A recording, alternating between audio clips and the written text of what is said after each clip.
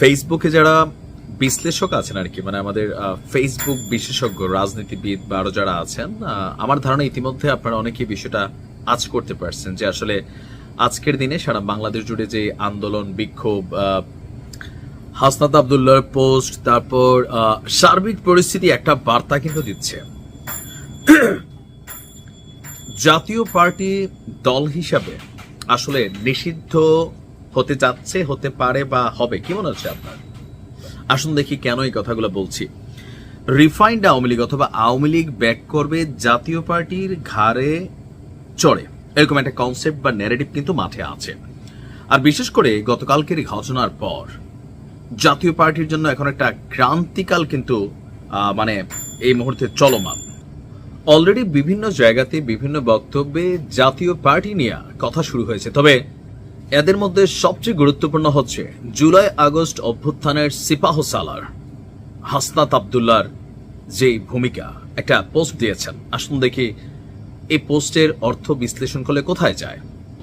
হাসনাত লিখছে, শুরুটা হয়েছিল রিফাইন্ড আওয়ামী লীগের পরিকল্পনা দিয়ে, যেই পরিকল্পনা আমি 11ই মার্চ প্রকাশ করে দিই। সেই প্ল্যান ভেস্তে গেলেও ওরা থামেনি।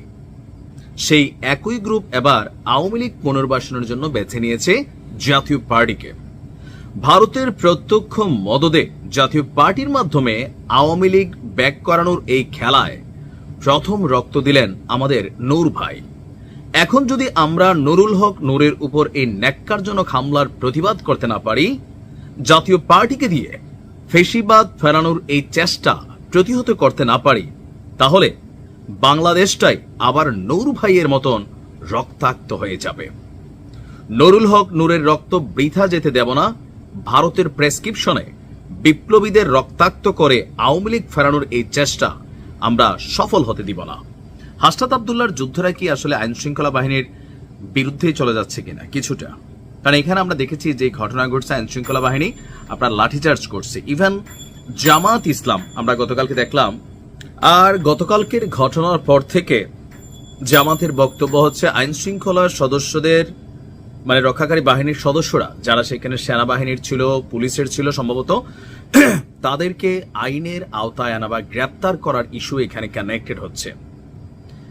তারা গ্রেপ্তার হোক না হোক, সেনাবাহিনী অলরেডি আপনারা দেখছেন যে এটা নিয়ে বিবৃতি দিয়েছে। তারা তাদের অবস্থান বলছে মব ভায়োলেন্সের বিরুদ্ধে সরকারের যে নির্দেশ তারা এটা পুনর্ব্যক্ত করেছে, এমনকি এটা পালন করবে বলছে। এখন ভিপি নূরের এই ঘটনায় আজকে সারা দেশের উত্তাল পরিস্থিতি আপনি যদি অবজারভেশন করেন, একটা আওয়াজ উঠতে যাচ্ছে। অলরেডি হয়তো আমি যখন নিউজটি রেকর্ড করছি উঠেও গেছে যে জাতীয় পার্টিকে নিষিদ্ধ করতে হবে। আপা গেছে যেই পথে, জাপা যাবে সেই পথে। গতকালকে থেকে এই ন্যারেটিভটা আমরা মাঠে দেখতে পাচ্ছি। তবে পরিস্থিতি যেটা বোঝা যাচ্ছে, জাতীয় পার্টির জন্য জামাত, এনসিপি, গণ অধিকার পরিষদ তারা একজোট হয়ে মাঠে নামবে। বিএনপিও তীব্র নিন্দা প্রকাশ করলেও বাট জাতীয় পার্টির নিষিদ্ধের ব্যাপারে এক্ষেত্রে বিএনপি হয়তো ভূমিকা রাখবে না, আমার এটা ক্যালকুলেশন বলে। তবে বাকি দলগুলো সবাই চাইবে জাতীয় পার্টি নিষিদ্ধ হোক।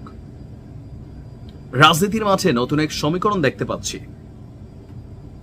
কি ঘটতে যাচ্ছে সময় বলে দেবে। ভালো থাকুন।